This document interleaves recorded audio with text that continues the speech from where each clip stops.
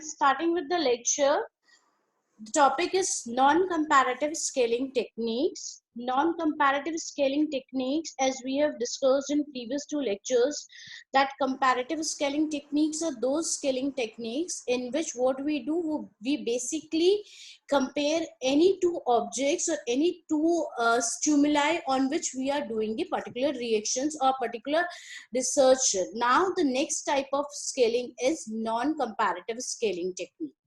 Non-comparative scaling technique are basically used for object in which they are allowed to be scaled independently of others in the stimulus set. What we are doing now, we are basically um, allowing the objects to place themselves independently of the other. Now each and individual object is independent. We have to place each and every object. What we were doing in the comparative scalings, we were taking 2, 3, 4 objects, and now and we were talking about the relative position of one object in comparison to other object. But in case of non-comparative scaling technique, each object is individual and they have their own identity, and we have to place each and every object independently. For example, if we talk about your semester result, now what happens in the semester result, each and every student is having a certain percentage. So what we have done, we have placed every object on a continuous scale from 0 to 100%. This is what non-comparative scaling is, in which we are not talking in relative term. I'm not saying B is better than A or C is better than D. What I'm doing in non-comparative scaling is, in non-comparative scaling, we are basically placing each and every object independently of the other. The resulting data are generally assumed to be interval or ratio scaled. The respondent evaluate only one object at a time. So what is happening, basically, now we are getting our questionnaire filled, and out of that 100 questions, 20 questions, 50 questions, whatever questions we have in the questionnaires, we are taking each and every question individually, analyzing that particular question and placing that particular question on a continuous scale. Non-comparative techniques consist of continuous, graphic rating, and itemized rating scales. The itemized rating scales are further divided into Likert scale, semantic differential scales, and staple scale. We will be discussing all three types of scales today: Likert, semantic, and staple. These are the basic scales which we use during the designing of a questionnaire. How a questionnaire is designed depends on how we are placing these particular scales in our questionnaire. In non-comparative scale, each object is scaled independently of other in the stimulus set. The resulting data are generally assumed to be interval or ratio scale. Till comparative scaling, the resulting data were not interval or ratio scale, but in non-comparative scaling, the resulting data is assumed to be interval or ratio scale. Respondent can evaluate only one object at a time. In comparative scaling, what was happening? Respondent were evaluating, which we have seen in the example of shampoo, that the respondent is evaluating, was evaluating 5 shampoos at a time. But in this particular type of scaling, in non-comparative scaling, respondent can evaluate only one object at a time. Non-comparative techniques consist of continuous, graphic, and itemized rating scales. Now what we have done, the non-comparative techniques, it consists of two types: continuous graphic ratings and itemized rating scales. The itemized rating scales are further divided into Likert, semantic scale, and staple scale. Now this is the first type of non-comparative scale, that is continuous graphic rating scale.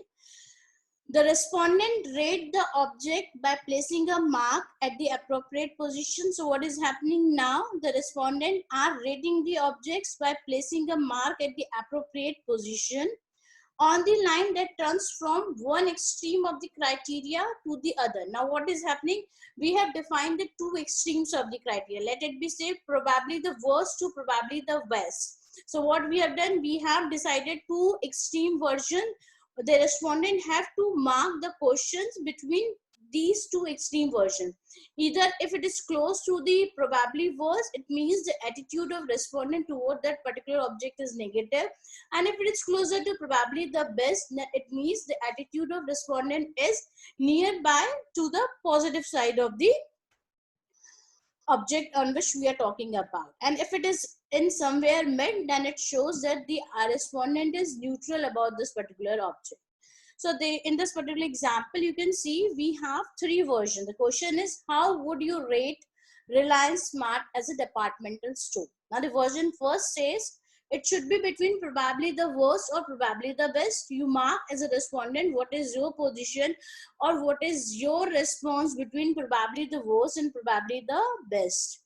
In version 2, now what we have done, we have marked probably worst and probably best, and also we have done a scaling from 0 to 100.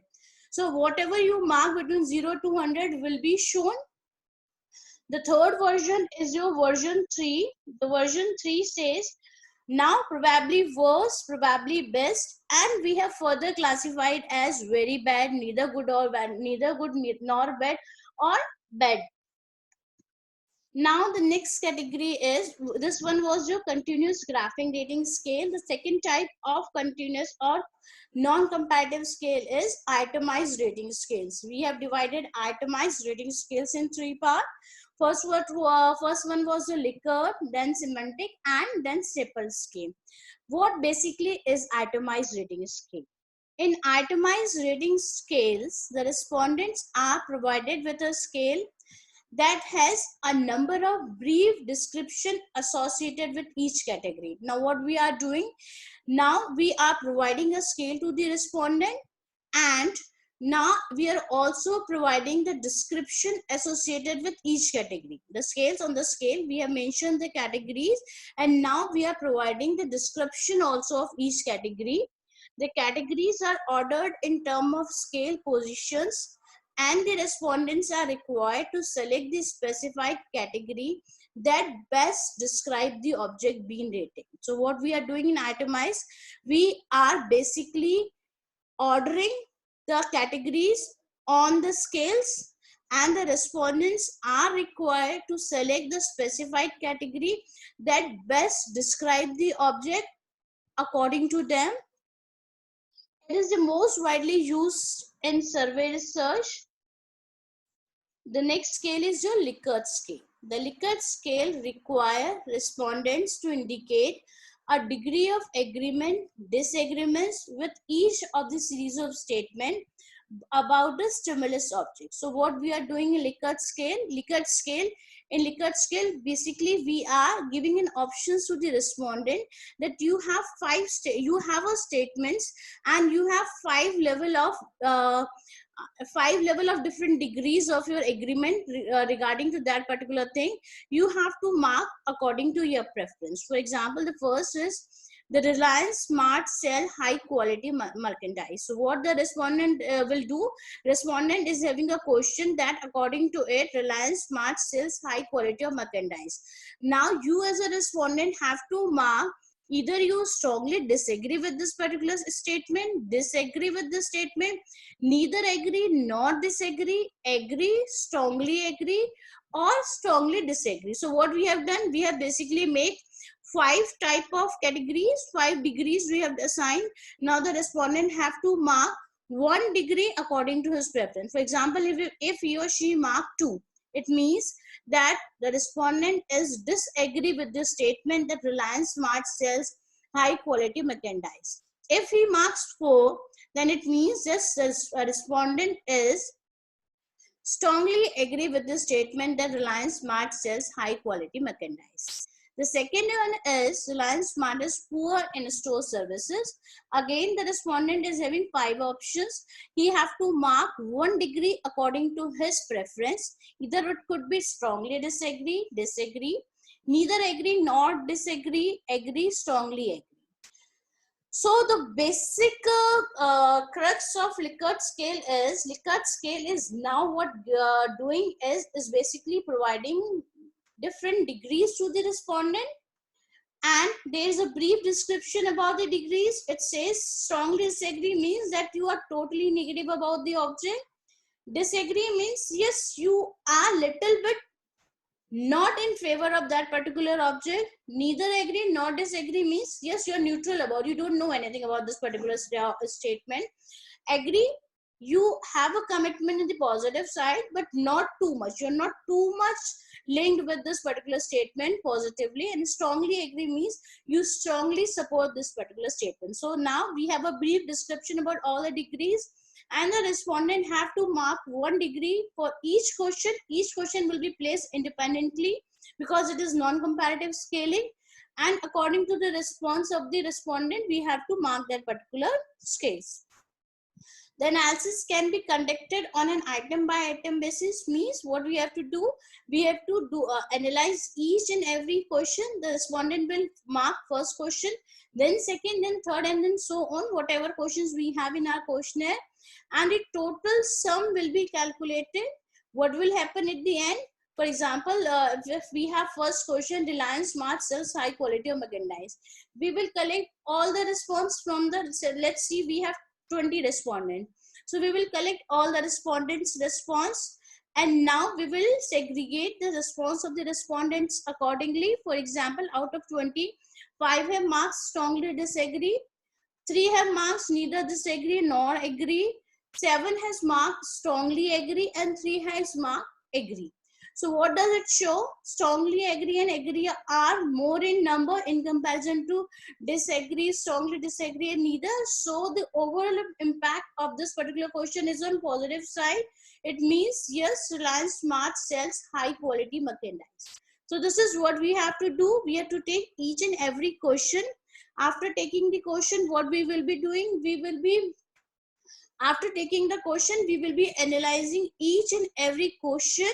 After analyzing, we will be adding the responses, then only we will be come out with the final response. When arriving at the total score, the categories assigned to the negative statements by the respondent should be scored by reversing the scale. And what we can do is, we can add on all the things, and for example, out of 20 respondents, we have 15 respondents in the positive side and 5 respondents in the negative side. So what we will do, we will reverse the scale of the negative ones, and we will find out the total positive, and then we will decide where, on which direction our graph is moving, either on the positive side or on the negative side. The second type of scale is semantic differential scale. The semantic differential is a 7-point rating scale.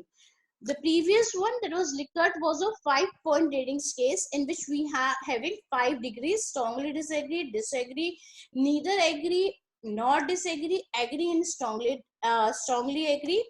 The second scale, what we are doing now, we are increasing the number of scales. Now we have 7-point rating scale with the end point associated with the bipolar labels. In the previous scale, we have defined all the 5 degrees, but in semantic differential scale, we are not defining the degrees in mid. We are just giving the 2 extreme ends. For example, if we say Reliance Smart, the first extreme end is powerful and the second extreme end is weak. In between powerful to weak, there are 7 scalings. You have to mark out what is your preference. Similarly, unreliable and reliable, the totally opposite versions, and between them there are 7 pointers. You have to mark your preference between these. Modern and old-fashioned, 7 points you have to mark. If it is very close to the old-fashioned, it means that yes, the Reliance Smart is old-fashioned. If it is somewhat near to unreliable or powerful, it shows a positive sign. Now, something which we have to keep in mind when we are talking about semantic differential scale is that it is not required that all the positive attributes should be on left side and all the negative attributes should be on right side. In a questionnaire, it should be a mix of positive and negative sides. Some positive sides should be on left, some should be on right, so that the respondent is bound to read each and every question. Otherwise, if we will not do this particular thing, what I am saying is, if we will not place positive and negative alternatively or in a random manner, then the respondent will not listen, not read the question. He will simply mark positive, positive, positive, which are on left side, and negative, negative, negative, which are on right side. So it is very much required while designing a questionnaire that we have to do a mix of positive and negative things. The negative adjective of phrases sometimes appears at the left side of the scale, and it should be sometimes at the right side, so as we can control the tendency of some respondents, particularly those with a very positive or a very negative attitude, to mark the right or left hand side without reading the labels. So why we are doing this particular things? To minimize the error related with the scaling. The individual item on a semantic differential scales are basically scored from -3 to +3. That is 1 to 7 scale. 1 to 7 scale, and it is the extreme and negative end is -3, then -2, then -1, then 0, then 1 to 3. So it is like from negative, extreme negative to extreme positive. A semantic differential scale for measuring self-concept, person concept, and product concept. And now what we have done is, these are the example of semantic differential scales. Now, we have two extreme ends. First is very rugged and delicate, excitable, calm. So we have defined the two extreme ends, and between two extreme ends there are 7 pointers. You have to mark these pointers according to your preferences. The third type of scale is staple scale. See, all these scales are non-comparative, in which we have defined the degrees. The degrees can vary. In Likert scale, it was 5 degree. There are 5 pointers over there: strongly disagree, disagree, neutral, then agree, then strongly agree. And after Likert, in semantic, it was like 7 scaling. We have marked two extreme bipolars, and between them we have divided a 7 points, and you have to mark your response in between these two bipolars. The third type is staple scale. In the staple scale is unipolar rating scales with 10 categories. Now what we are doing, from 5 to 7, then to 10. Now we are increasing the number of categories. It is from -5 to +5. Without a neutral point, the scale is usually presented vertically. It is used to measure the direction and intensity of attitude. Now, when the research is on a broader aspect and we just want to know in which direction the respondents are moving, or the attitude of respondents are moving, are they moving in the positive direction or are they moving in negative direction, and we can use a staple scale. As you can see in the example, it is like from -5 to +5. -5, say, then quality of food, to maximum +5, and it is like quality of service from -5 to +5. The data obtained by using staple scale can be analyzed in the same way as semantic differential scales. This is a tabular form of all the scales which we have read in non-comparative. We started with continuous rating scale. The basic characteristic of continuous rating scale was place a mark on continuous line. Example, reactions to TV commercial. Advantage, it is easy to construct. Itemized rating scales, we have divided them in 3 parts: Likert, semantic, and staple. Likert, the degree of agreement on a 1, that is strongly disagree, to 5, that is strongly agree. Semantic was a 7-point scale with 2 bipolar labels, and staple is a unipolar. We have 10 points from -5 to +5. We have defined the attribute in the mid, and then -5 to +5. There is no pointing for the 0. This is basically used to measure the attitude and images, and it is easy to construct, but sometimes it is very confusing by nature. So the most preferred scale is a Likert scale, which is less confusing, easy to make, but yes, it is a time consuming scale. Summary of itemized scales. Number of category. Although there is no single optimal number, traditional guidelines suggest that there should be between 5 to 9 categories. The scale can be balanced or unbalanced. It depends what is the objective of the data. The number of categories can be odd or even. If we find that neutral exists, then we can go for odd numbers. If neutral is not existing, then we can go for even numbers.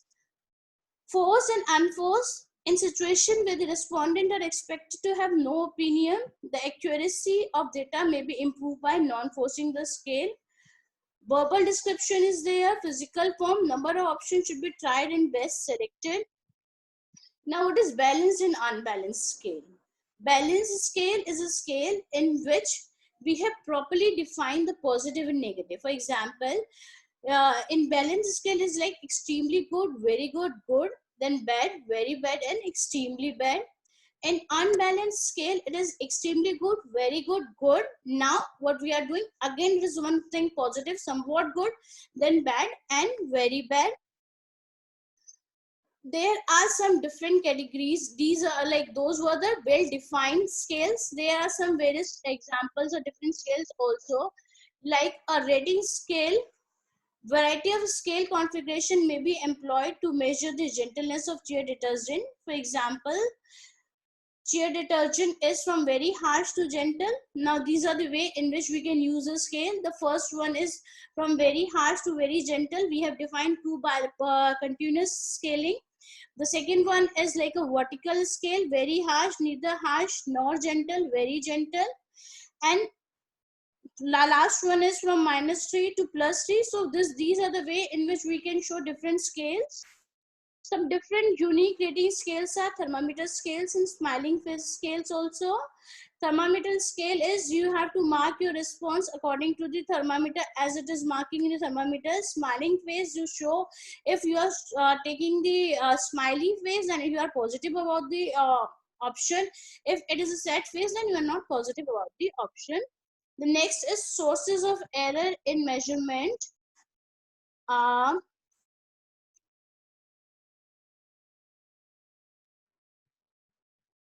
Sources of error in measurement. The measurement should be precise and unambiguous in an ideal research study. So basically, to reduce the sources of error in measurement, we have to be very much precise and unambiguous. Following are the possible sources of error in a management are what we are doing till now. What we were just simply measuring the things. Now we will try to find out what are the sources of error in this particular measurement. Respondent is the most important criteria to be considered when we are talking about the error, because everything depends on the respondent. At times the respondent it may be feeling negative about something or is not in a good mood or maybe fatigue or boredom. That particular mood of the respondent will influence our research if the respondent is filling the questionnaire. So respondent is a very big factor when we talk about the errors in measurement. Second, in situation, in what particular situation the people are dealing with. Are they like they are facing some type of pressure on them, or are they are in a group in which they can't express their views properly? So all these types of situations matter when we talk about errors in a measurement. Behavior is a very important factor. Behavior may encourage, discourage respondents answer. Measurer may reword or reorder the question. The error may also creep because of incorrect coding. Instrument used for complete